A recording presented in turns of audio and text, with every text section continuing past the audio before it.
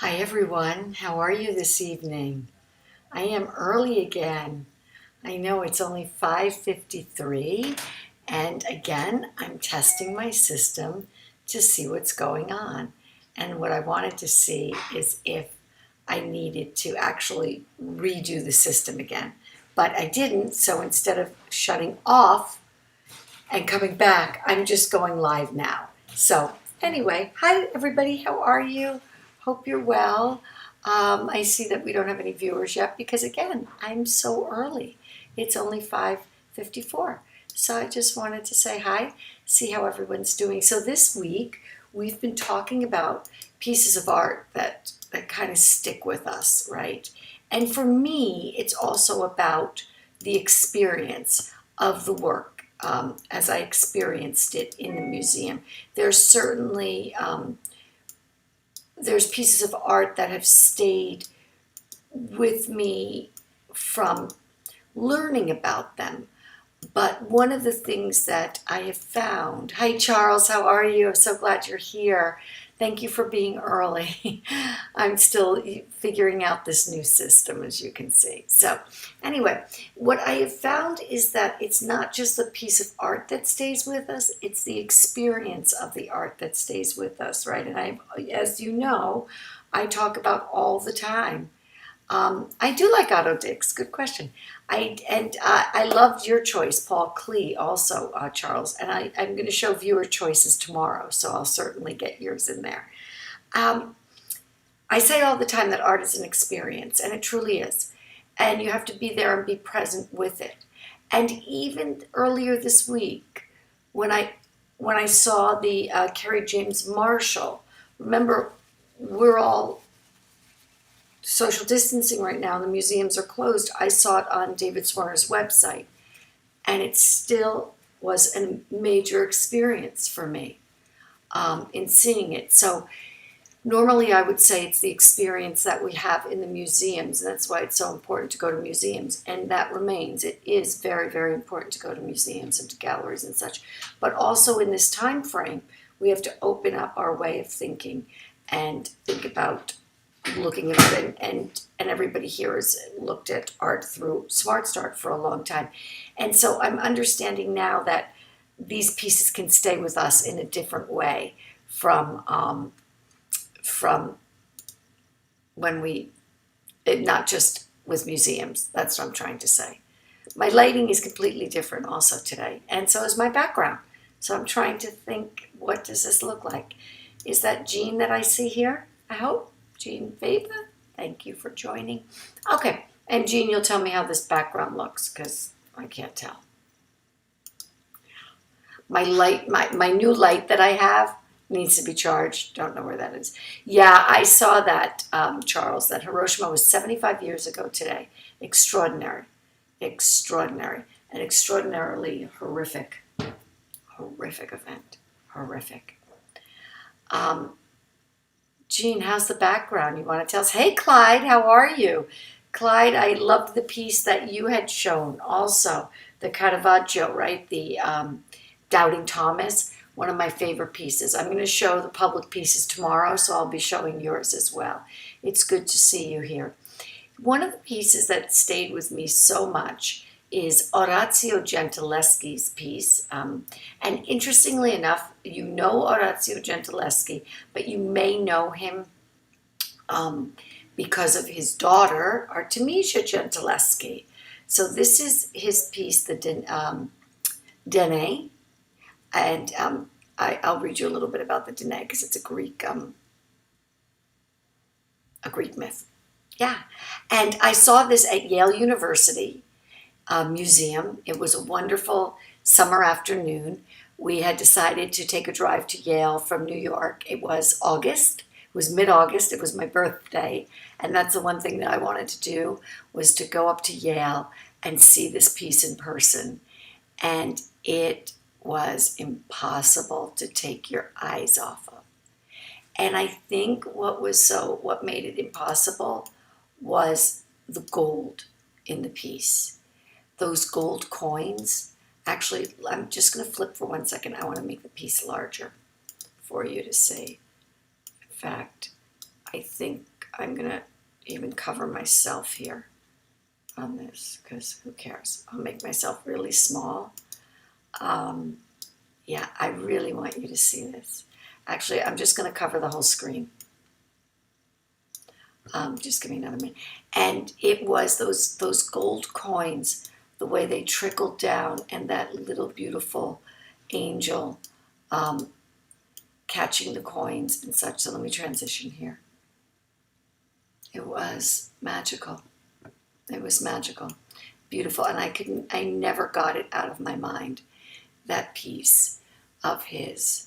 And the gold, also the drapery of the sheet and the red of the mattress, all of it.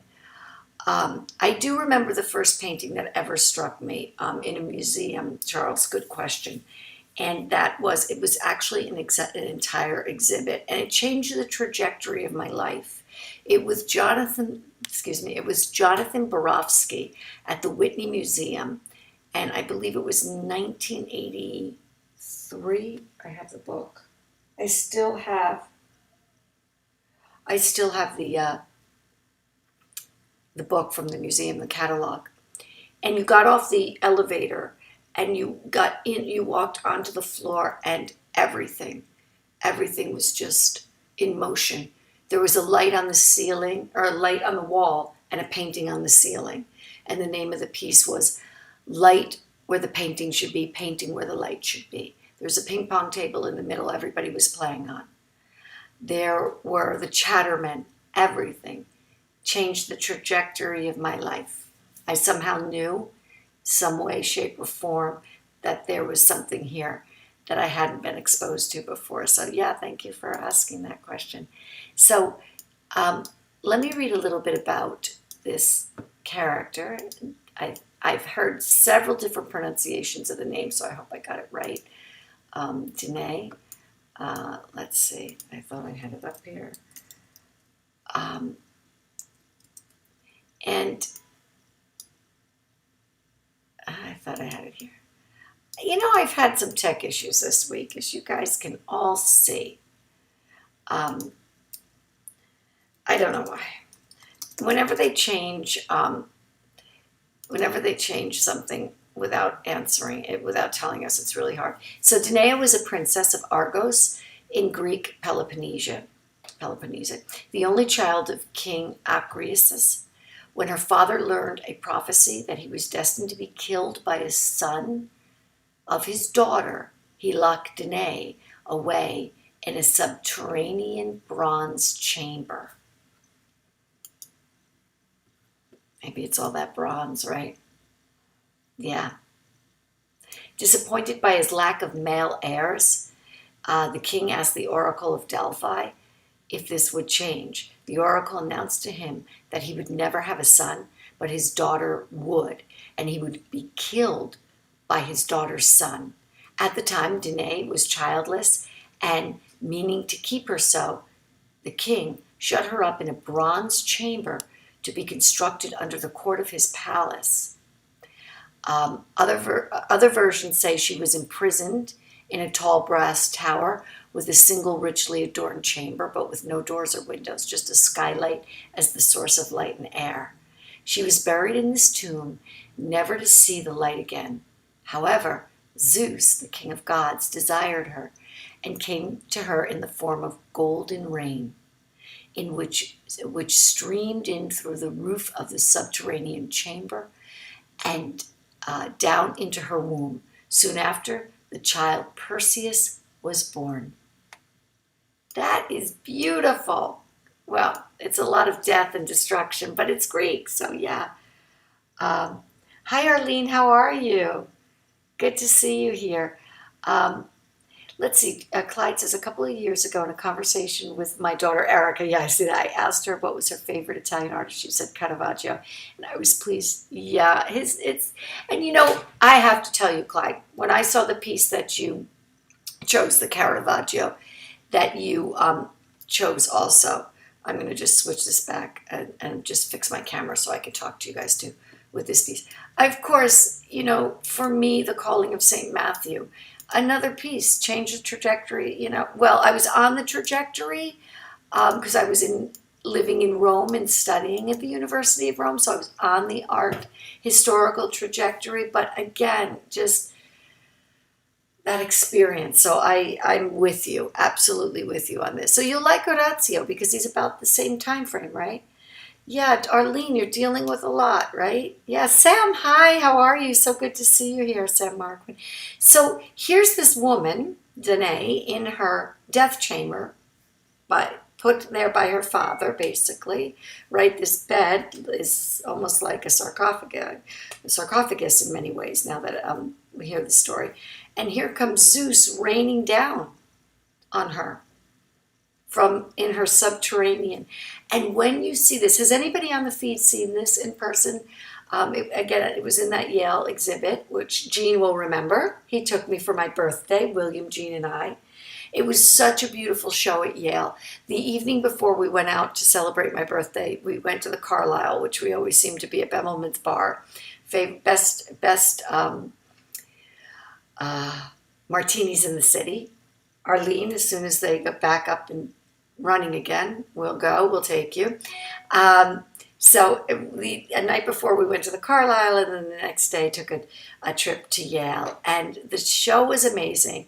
And also they had another exhibit of the most amazing constables. Clyde, have you seen it? Did you say you see it? Yeah. Would I like to see more immersive art today? Could you tell me what you mean by that, Charles? And then I think I can answer it. It absolutely, Caravaggio is very much like a scene out of a play. It's very much a capturing of the moment at a very important moment of time. And I'll show it tomorrow night. I'll show Clyde's Doubting Thomas and the Calling of St. Matthew. It's a very important moment in time. It's exactly that climax scene out of a play. Very good. Yeah, I love Bemelman's Bar also. Yeah. So this piece, to see it in person, I am telling you, the gold coins raining down are absolutely magical.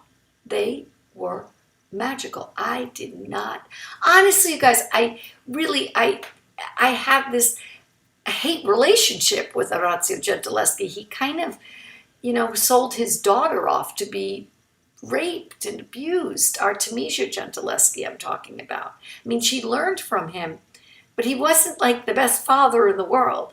But when I went to see this painting, I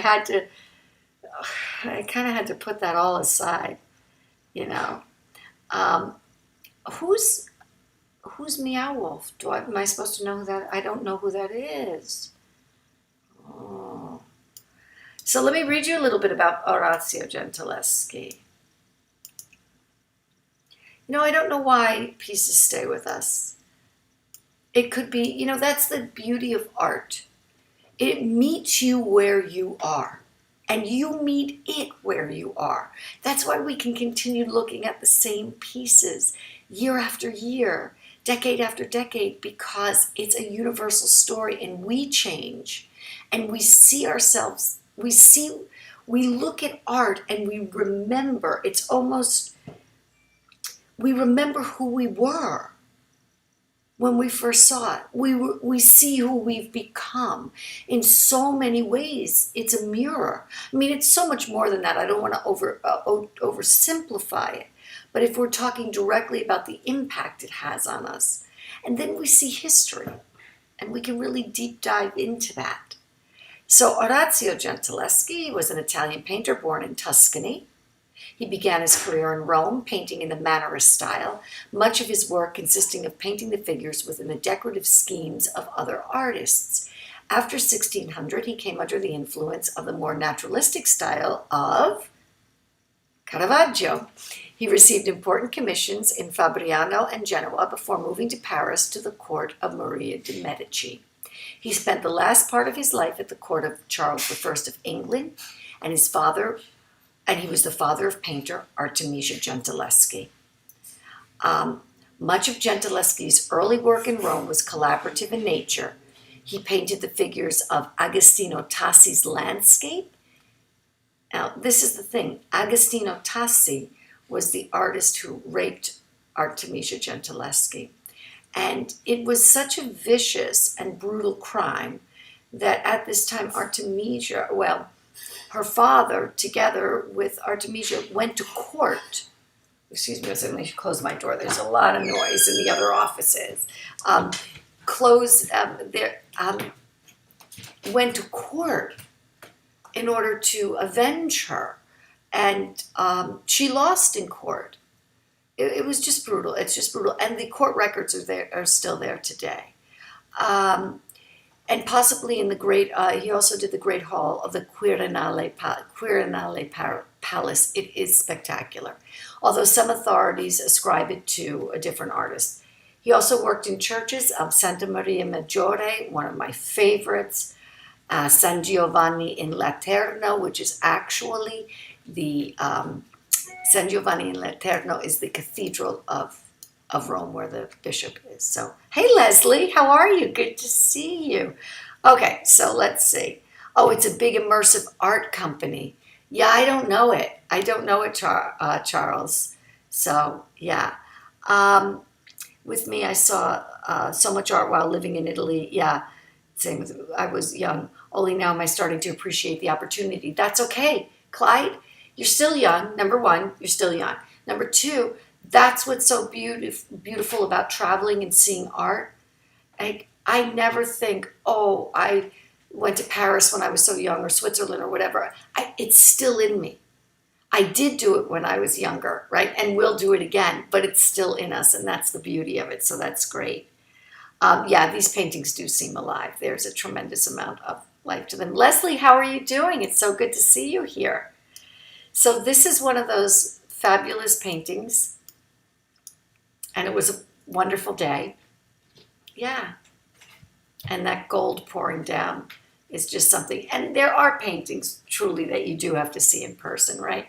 I know we're all getting by. We're doing the best we can. But certainly a painting like this, it's the size of the wall. It was a massive wall. Really something. So everyone, I felt like today was Friday. That's another thing, still lost on the days. I felt like today's Friday, but it was Thursday, and it was a lot cooler in the city, so it was really nice. We went out for lunch today. Really, really nice. Yeah, I think that's about it. Yeah. Yeah. So I hope you enjoyed this. Tomorrow night, I'm going to do the paintings. If anybody wants to post any paintings on Facebook that have stayed with you, that have really meant something to you, please do that, because I'll show them tomorrow night. Hi, Mom. I'm seeing everyone saying hello to you. So hi, Mom. How are you? It's good to see you. I'm so happy you're watching too. I was a little early tonight because I'm still getting used to this new system. And if you could see, so you guys, we deep cleaned the house. I was reading something in the New York Times that says if you think your apartment's clean, it's not COVID clean. So like we got rid of an old rug. I mean, my apartment has been so deep cleaned today, and then I decided to switch things around and rehang art. So I moved things, and so we're like a new place of clean, and it really does feel so good after all these months of actually being home. So anyway, yeah. All right, everybody. Arlene, stay with it. I know you're doing the hard work of being in your studio, but it's going to be really good for you. All right, so I'll see you tomorrow night. Post the pieces that have stayed with you, or one piece that you really, really love, and we can really have a longer conversation about it tomorrow evening. And I'll be here on time. I won't mess it up. Yet, Leslie, I'm so happy to be here with you all. I think traveling when older, when you see things with a different perspective, that enriches what you saw when you were young. I definitely agree. And then you have those memories, Clyde. Remember, you saw this when you were young. How fortunate that was in your youth, right? Or we're all still young. I don't know. Yeah. That was part of your life. That's what you've built your life on. It's beautiful. Yeah. Yeah, Leslie, a piece of art that you've seen somewhere along the way that just has stayed with you. It just stayed with you. And I've seen a lot of art, as you, and so have all of you. And I've been thinking this week of pieces that have just stuck with me for whatever reason. There's some kind of magical quality. It may have been from a certain museum experience. This, I was saying, we went to Yale oh my goodness, oh God, William was just going into middle school that fall. So it was I guess about 10 years ago. And Yale had this extraordinary show, and this piece was there, and it was really wonderful. Yeah. So, yeah. So just if you could post it on the Facebook page, that'd be wonderful, and I'll show it tomorrow night. All right, everybody. Hope you all have a wonderful evening. I hope everybody is well and staying healthy. Look, it's a crazy time. I have a new mantra. All we're trying to do is get to 2021. Let's all get to 2021 healthy, right? Deep dive into, just give in to this. I'm giving in, not vacationing, nothing.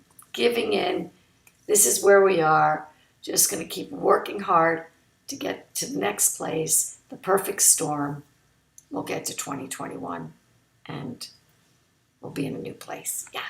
All right, everybody. Have a great night. I'll see you tomorrow. Bye-bye.